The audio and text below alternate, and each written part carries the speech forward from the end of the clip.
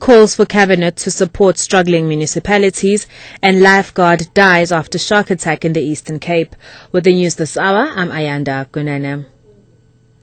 Independent Democrats parliamentary leader Joe Mqulwa has called on President Jacob Zuma and the cabinet to support struggling municipalities to prevent their total collapse. This comes after reports indicated that 66 of the country's 278 municipalities were in financial distress and that 37 others were headed in that direction.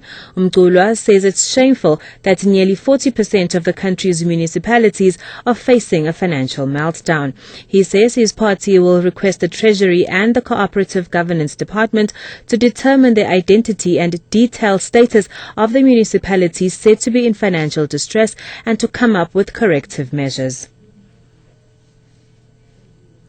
AfriForum says it's concerned about the Education Department's continuous attacks on Afrikaans medium schools.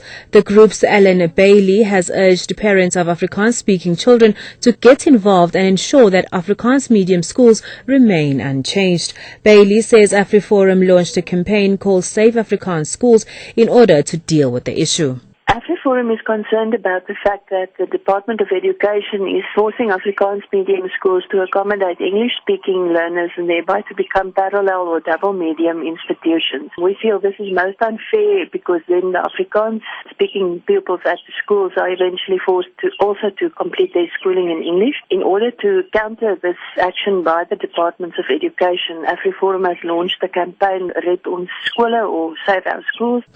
ANC Secretary General Gwede Mantashe says the ruling party is facing challenges such as alleviating poverty. He was speaking at the Gamalake FET College at Potchefstroom on the KwaZulu-Natal South Coast and at the ANC's provincial centenary celebrations.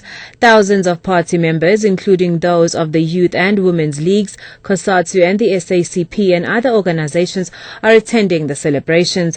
Mantashe says the ruling party is concerned about the high rate of unemployment the country is faced with. 17 years look very long, but it's a very short period. Concerns of changing that reality remain in the main. High unemployment, poverty, inequality in society.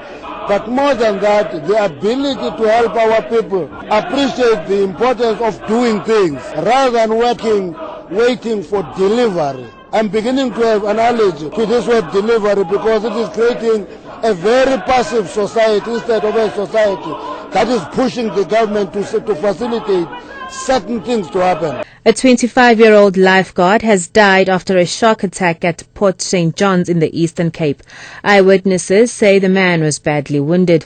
Paramedics took him to the Port St. John's Health Centre, but he died on the way.